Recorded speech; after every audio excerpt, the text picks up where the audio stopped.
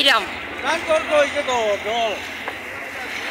দেখুন কতটা গাড়ি বর্তমানে এখানে আটকা পড়ছে, কতটা গাড়ি এখানে বর্তমানে আটকা পড়ছে। একটা একটা করে গাড়ি নেওয়ার নাই তো অসুবিধা হইব। রোড যদি বনে না, আমি নিমিত্ত সংখ্যক সময় দিয়েছি 12 ঘন্টা ঠিকাদার দিয়ে, 12 ঘন্টার ভিতরে যদি কাজটা তাই সম্পূর্ণ না করেন, আমি স্থানীয় যুবক শিবম নাথ আগামীকালকে প্রত্যেক গাড়ি চালক আমার বাইরের লইয়া আমি এখানেও সড়ক অবরোধ করব। ঠিক আছে, আপনারা যোগদান দিবা এই অবরোধ আমারে।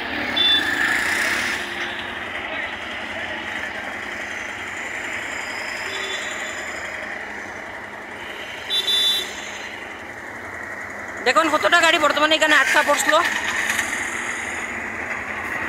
আমি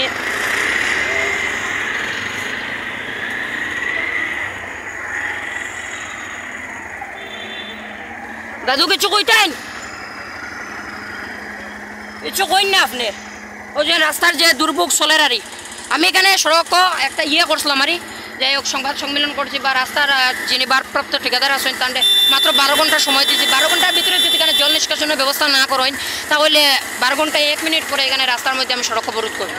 কই না কি বলবো, রাস্তার যে শোচনীয়, আমার মানে একটি আহ্বান এই বিভাগীয় উদ্যোগ কর্তৃপক্ষের কাছে আমার অনুরোধ যে আমাদেরকে অতি তাড়াতাড়ি যেন এই কাজটা করিয়া আসা যাওয়ার ব্যবস্থা করে দেয়, তাই আর কিছু বলছি। ঠিক আছে।